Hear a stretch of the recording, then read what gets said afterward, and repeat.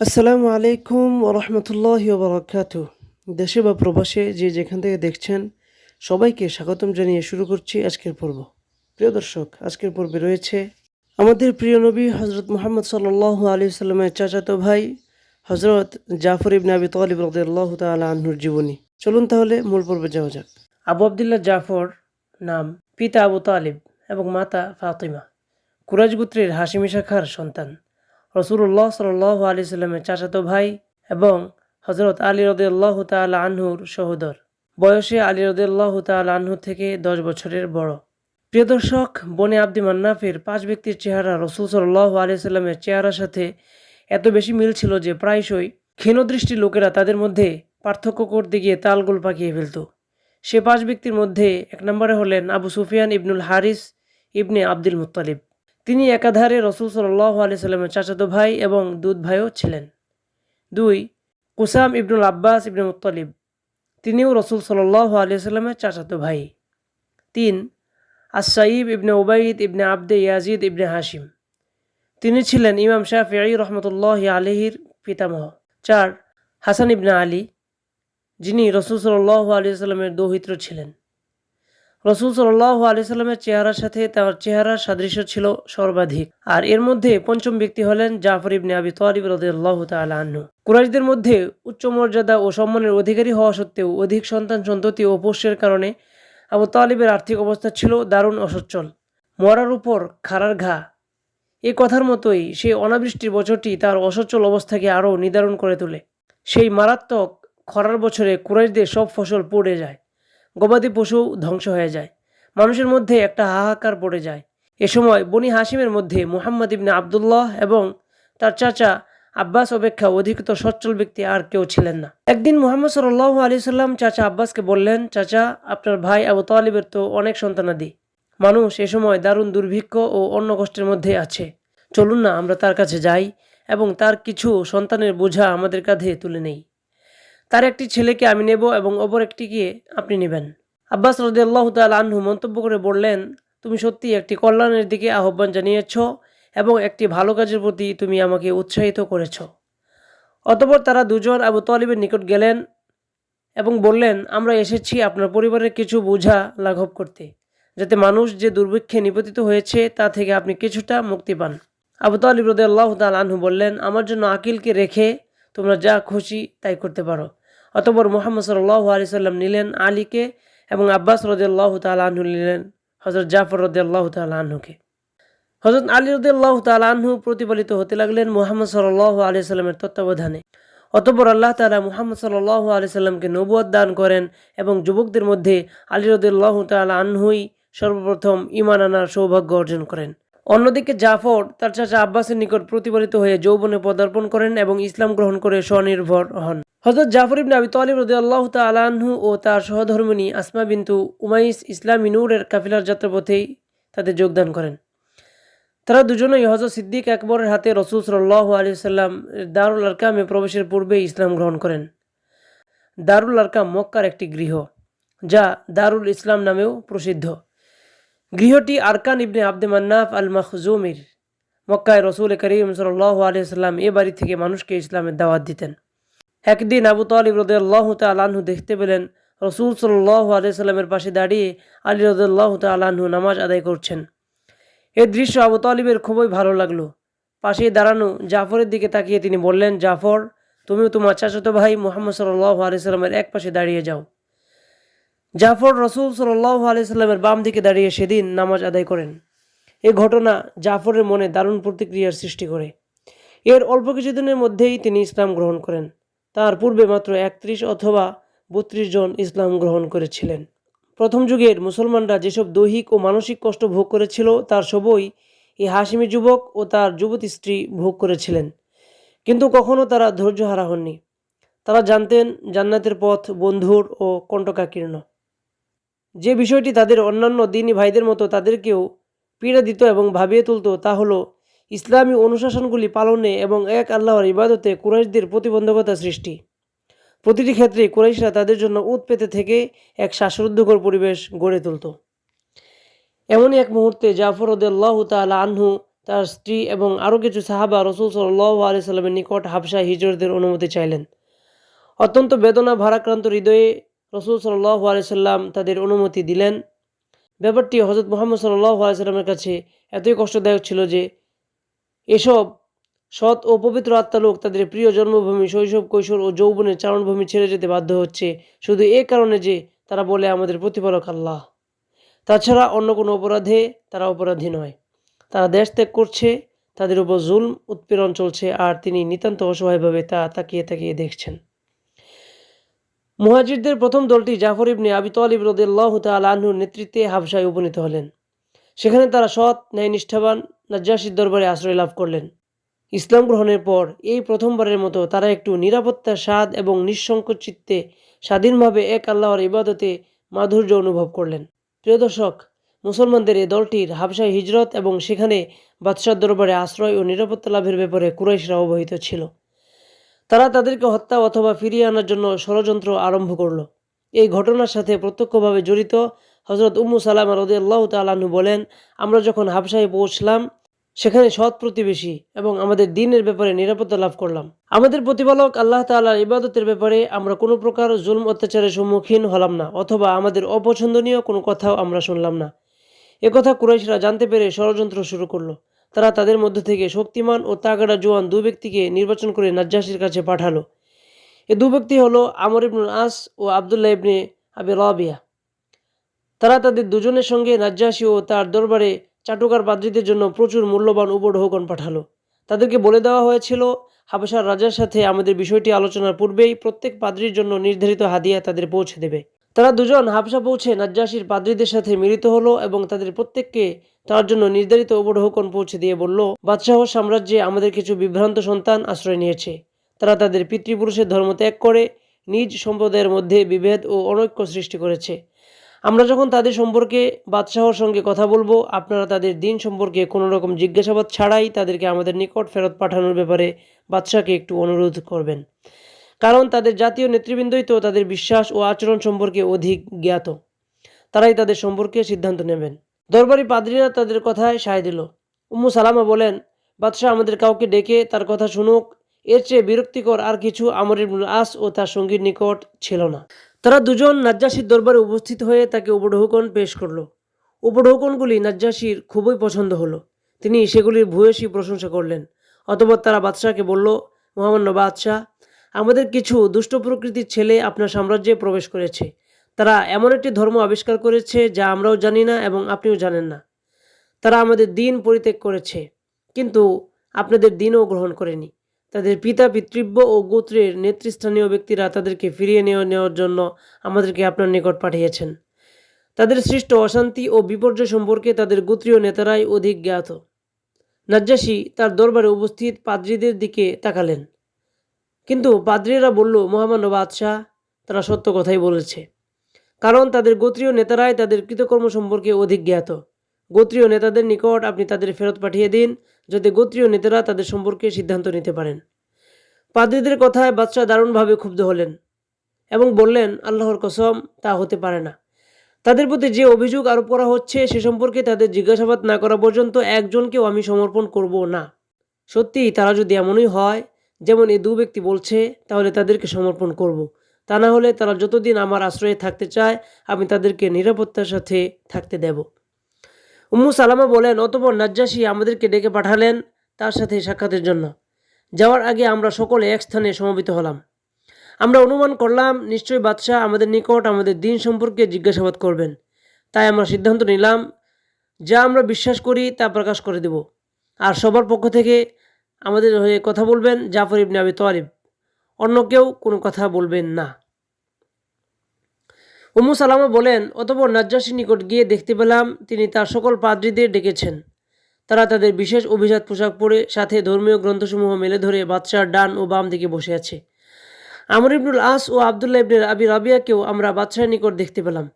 মজলিসে আমরা স্থির হয়ে বসার পর নাজ্জাশী আমাদের দিকে দৃষ্টি ফিরিয়ে জিজ্ঞেস করলেন, সে কোন ধর্মমত যা তোমরা নতুন আবিষ্কার করেছ এবং যার কারণে তোমরা তোমাদের খানদানি ধর্মকেও পরিত্যাগ করেছ, অথচ আমার অথবা অন্য কোনো ধর্মও তোমরা গ্রহণ করোনি। প্রিয় দর্শক, হযরত জাফর ইবনে আবি তালিব রাদিয়াল্লাহু তাআলা আনহু সবার পক্ষ থেকে বললেন, মহামান্য বাদশাহ, আমরা ছিলাম একটি মূর্খ জাতি, মূর্তির উপাসনা করতাম, মৃত জন্তু ভক্ষণ করতাম, অশ্লীল কার্যকলাপে লিপ্ত ছিলাম, আত্মীয়তার বন্ধন ছিন্ন করতাম এবং প্রতিবেশীর সাথে অসৎ ব্যবহার করতাম। আমাদের সবলরা দুর্বলদের অধিকার থেকে বঞ্চিত করত। আমরা ছিলাম এমন এক অবস্থায়। অবশেষে আল্লাহ তাআলা আমাদের নিকট একজন রসুল পাঠালেন। আমরা তার বংশ, সততা, আমানতদারি, পবিত্রতা ইত্যাদি সম্পর্কে অবহিত। তিনি আমাদেরকে আল্লাহর দিকে আহ্বান জানালেন যেন আমরা তার একত্বে বিশ্বাস করি, তার ইবাদত করি এবং আমরা ও আমাদের পূর্বপুরুষরা যেসব গাছ, পাথর ও মূর্তির পূজা করতাম তা পরিত্যাগ করি।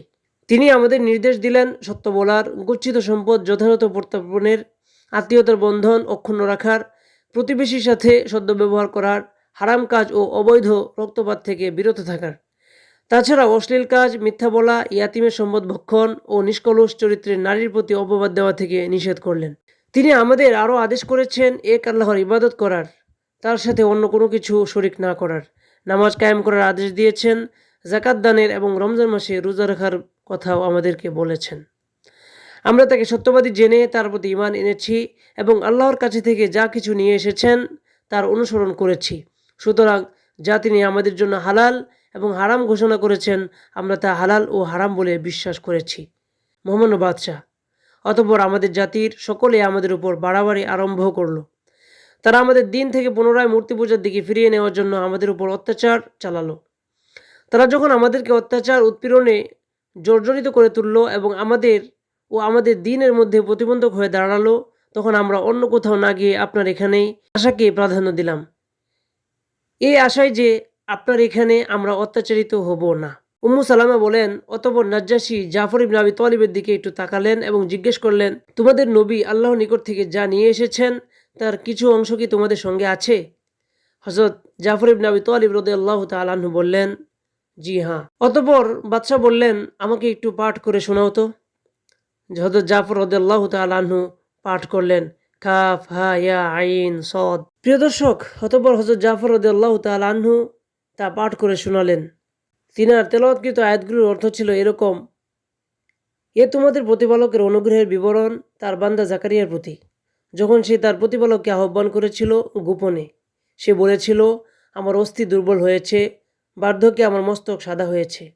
হে আমার প্রতিপালক, তোমাকে আহ্বান করে আমি কখনো ব্যর্থকাম হইনি। এভাবে তিনি পবিত্র কোরআনের সূরা মরিয়মের প্রথম অংশ পাঠ করে শোনালেন। আল্লাহর কালাম শুনে নাজ্জাশী এত কাঁদলেন যে অশ্রুধারায় তার শ্বশ্রু সিক্ত হয়ে গেল এবং দরবারে উপস্থিত পাদ্রীরা কেঁদে কেঁদে তাদের সম্মুখে উন্মুক্ত ধর্মগ্রন্থসমূহ ভিজিয়ে দিল। কিছুটা শান্ত হয়ে নাজ্জাশী বললেন, তোমাদের নবী যা নিয়ে এসেছেন এবং তার পূর্বে ঈসা আলাইহিস সালাম যা নিয়ে এসেছিলেন উভয়ের উৎস একই। অতঃপর আমর ও তার সঙ্গীর দিকে তাকিয়ে বললেন, তোমরা চলে যাও, আল্লাহর কসম তোমাদের হাতে আমি তাদেরকে সমর্পণ করব না। উম্মু সালামা বলেন, আমরা নাজ্জাশীর দরবার থেকে বেরিয়ে এলে আমর ইবনে রাস আমাদেরকে শুনিয়ে শুনিয়ে তার সঙ্গীকে বলল, আল্লাহর কসম আগামীকাল আবার আমরা বাদশাহর নিকট আসব এবং তার নিকটে তাদের এমন সব কার্যকলাপ তুলে ধরব যাতে তার হৃদয়ে হিংসার আগুনে দাউ দাউ করে জ্বলে ওঠে এবং তাদের প্রতি ঘৃণায় তার অন্তর পূর্ণ হয়ে যায়। তাদেরকে সম্পূর্ণ উৎখাত করার জন্য আমরা অবশ্যই বাদশাহকে উৎসাহিত করব। একথা শুনে তার সঙ্গী আবদুল্লাহ ইবনে আবি রাবিয়া বলল, আমর, এমনটি করা আমাদের উচিত হবে না। ধর্মীয় ব্যাপারে আমাদের বিরোধিতা থাকলেও তারা তো আমাদের আত্মীয়। আমর বলল, তুমি রাখো তো এসব কথা, আমি অবশ্যই বাদশাকে এমন সব কথা অবহিত করব যা তাদের অন্তরকে কাঁপিয়ে তুলবে।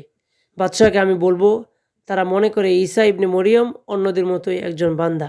প্রিয় দর্শক, পরদিন সত্যি সত্যি আমর নাজ্জাশীর দরবারে উপস্থিত হয়ে বলল, মহামান্য বাদশাহ, এসব লোক যাদেরকে আপনি আশ্রয় দিয়ে সাহায্য করছেন তারা ঈসা ইবনে মরিয়ম সম্পর্কে একটা মারাত্মক কথা বলে থাকে।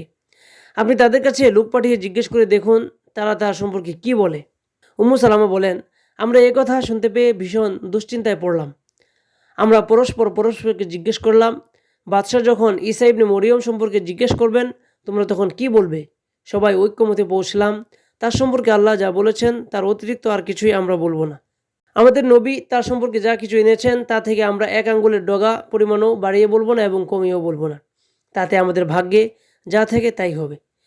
আমাদের পক্ষ থেকে এবারও জাফর ইবনে আবি তালিব কথা বলবেন। নাজ্জাশী আমাদের ডেকে পাঠালেন। আমরা তার দরবারে উপস্থিত হয়ে দেখতে পেলাম পাদ্রীরা পূর্বের দিনের মতো একই বেশভূষায় বসে আছে। আমর ইবনুল আস তার সঙ্গী সেখানে উপস্থিত হতেই বাদশাহ আমাদেরকে জিজ্ঞেস করলেন, ঈসা ইবনে মরিয়ম সম্পর্কে তোমরা কি বলে থাকো?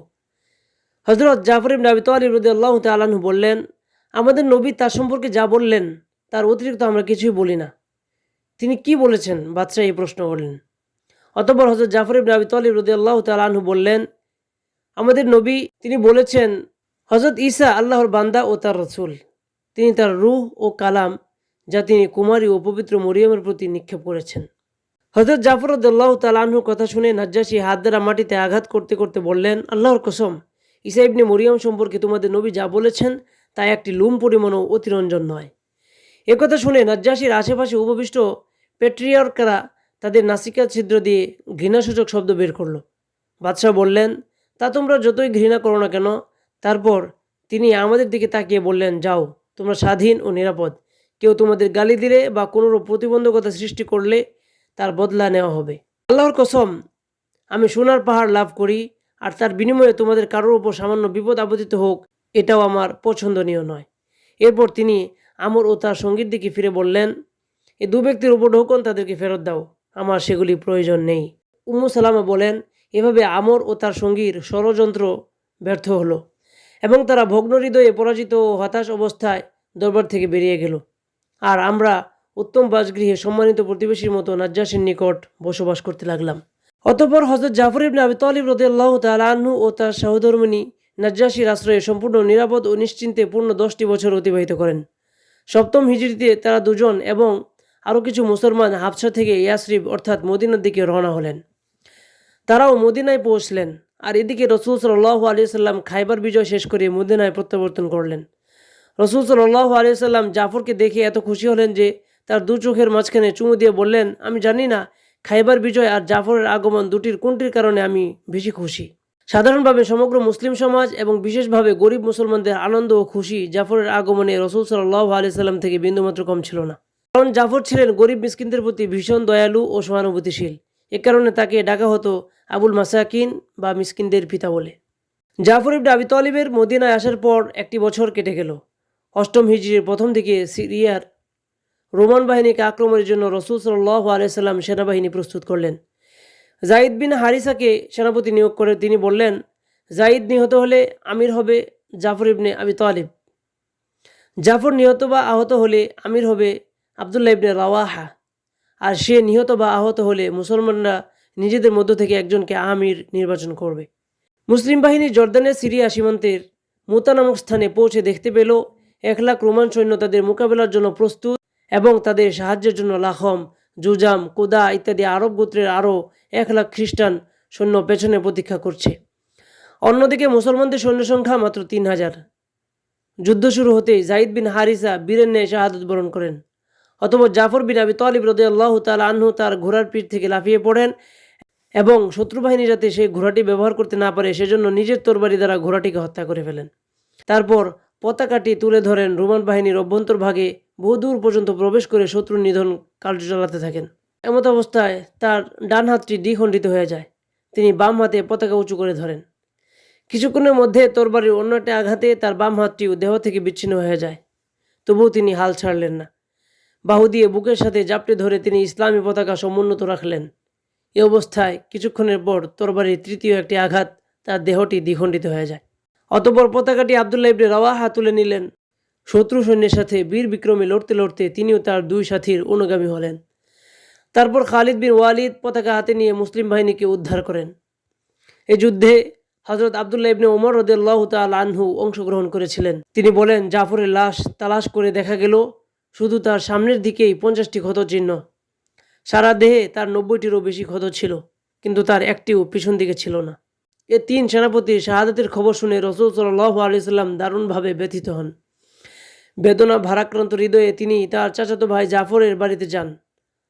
তখন তার স্ত্রী আসমা স্বামীকে অভ্যর্থনা জানানোর জন্য প্রস্তুতি নিচ্ছেন। তিনি রুটির জন্য আটা বানিয়ে রেখেছেন, ছেলে মেয়েদের গোসল করিয়ে তেল মাখিয়েছেন এবং তাদেরকে নতুন পোশাক পরিয়েছেন। আসমা বলেন, পাতলা ও পরিষ্কার একখানা কাপড় দিয়ে পবিত্র মুখমণ্ডল ঢেকে রাসূল সাল্লাল্লাহু আলাইহি সাল্লাম আমাদের বাড়ির দিকে আসতে দেখে আমার মনে নানা রকম ভীতি ও শঙ্কার উদয় হলো। কিন্তু খারাপ কিছু শুনতে হয় এ ভয়ে আমি তাকে জাফর সম্পর্কে কিছু জিজ্ঞেস করতে সাহস পাচ্ছিলাম না। কৌশলাদি জিজ্ঞেস করার পর তিনি বললেন, জাফরের ছেলে মেয়েদের আমার কাছে নিয়ে আসো। আমি তাদেরকে ডাকলাম। তারা খুশিতে বাগবাগ হয়ে কে আগে রসুল সাল্লাল্লাহু আলাইহি সাল্লামের নিকট পৌঁছবে এরূপ একটা প্রতিযোগিতা নিয়ে দৌড় দিল। রসুল সাল্লাল্লাহু আলাইহি সাল্লাম তাদেরকে জড়িয়ে ধরে চুমু দিতে লাগলেন। তখন তার দু চোখ দিয়ে অঝরে অশ্রু গড়িয়ে পড়ছিল। আমি বললাম, ইয়া রাসূলুল্লাহ, আমার মা বাবা আপনার প্রতি কুরবান হোক, আপনি কাঁদছেন কেন? জাফর ও তার সঙ্গী দুজনের কোনো দুঃসংবাদ পেয়েছেন কি? তিনি বললেন, হ্যাঁ, আজই তারা শাহাদাত বরণ করেছেন। আর সেই মুহূর্তে ছোট্ট ছেলে মেয়েদের মুখের হাসি বিলীন হয়ে গেল। যখন তারা শুনতে পেল তাদের মা কান্না ও বিলাপ করছে, তারা নিজ নিজ স্থানে পাথরের মতো এমন স্থির হয়ে গেল যেন তাদের মাথার উপর পাখি বসে আছে। প্রতিবেশী মহিলারা এসে আসমার পাশে ভিড় করল। রসুল সাল্লাল্লাহু আলাইহি সাল্লাম চোখ মুছতে মুছতে বেরিয়ে গেলেন। বাড়িতে পৌঁছে আজওয়াজ মুতাহহারাতগণকে বললেন, আজ তোমরা জাফরের পরিবারবর্গের প্রতি একটু নজর রেখো। তারা আজ চেতনাহীন। হযরত জাফরের শাহাদাতের পর দীর্ঘদিন ধরে রসুল সাল্লাল্লাহু আলাইহি সাল্লাম শোকাভিভূত ও বিমর্ষ ছিলেন। অবশেষে হযরত জিবরাইল আলাইহিস সালাম তাকে সুসংবাদ দান করেন যে আল্লাহ তাআলা জাফরকে তার দুটি কর্তিত হাতের পরিবর্তে নতুন দুটি রক্তরাঙ্গা হাত দান করেছেন এবং তিনি জান্নাতে ফিরিস্তাদের সাথে উড়ে বেড়াচ্ছেন। এ কারণে তার উপাধি হয় জুলজানাহাইন ও তাইয়ার, দু ডানাওয়ালা ও উড়ন্ত। ইবনে সাআদ তার তাবাকাতে বর্ণনা করেন, জাইদ বিন হারিসা, জাফর ইবনে আবি তালিব ও আবদুল্লাহ ইবনে রাওয়াহার শাহাদাতের খবর শুনে রসুল সাল্লাল্লাহু আলাইহি সাল্লাম উপস্থিত লোকদের উদ্দেশ্য করে তাদের পরিচয় তুলে ধরে প্রশংসা করে এক সংক্ষিপ্ত খুতবা দেন এবং দোয়া করেন, হে আল্লাহ, আপনি জাইদকে ক্ষমা করুন। হে আল্লাহ, আপনি জাইদকে ক্ষমা করুন। হে আল্লাহ, আপনি জাফর ও আবদুল্লাহ ইবনে রাওয়াহাকে মাফ করে দিন। ইমাম আহমদ আবদুল্লাহ ইবনে আসলাম থেকে বর্ণনা করেন, প্রিয় দর্শক, রসুল সাল্লাল্লাহু আলাইহি সাল্লাম হযরত জাফর রাদিয়াল্লাহু তাআলা আনহুকে বলতেন, সিরাত ও সূরত অর্থাৎ চরিত্র ও দৈহিক গঠনে তুমি আমার মতো। হযরত জাফর রাদিয়াল্লাহু তাআলা আনহু ছিলেন গরিব মিসকিনদের প্রতি অত্যন্ত সদয়। আবু হুরায়রা রাদিয়াল্লাহু তাআলা আনহু বলেন, আমাদের মিসকিন সম্প্রদায়ের জন্য জাফর ইবনে আবি তালিব ছিলেন সর্বোত্তম ব্যক্তি। তিনি আমাদেরকে সঙ্গে করে তার গৃহে নিয়ে যেতেন। যা কিছু তার কাছে থাকতো তা আমাদের খাওয়াতেন। যখন তার খাবার শেষ হয়ে যেত তখন তার ছোট্ট শূন্য ঘিয়ের মশকটি বের করে দিতেন। আমরা তা ফেড়ে ভেতরে যা কিছু লেগে থাকতো চেটেপুটে খেতাম। রসুল সাল্লাল্লাহু আলাইহি সাল্লাম বলতেন, আমার আগে যত নবী এসেছেন তাদের মাত্র 7 জন বন্ধু দেওয়া হয়েছিল, কিন্তু আমার বিশেষ বন্ধুর সংখ্যা 14 এবং জাফর তার একজন। প্রিয় দর্শক, আজকের পর্ব এখানেই শেষ করে বিদায় নিচ্ছি আমি মুস্তাফিজ। ফিরে আসবো নতুন কোনো পর্ব নিয়ে। সে পর্যন্ত ভয়েস অফ এডিশনের সঙ্গেই থাকুন। নিজে নামাজ পড়ুন এবং অন্য কেউ নামাজের প্রতি উৎসাহ প্রদান করুন। আল্লাহ হাফেজ, মা আসসালামা।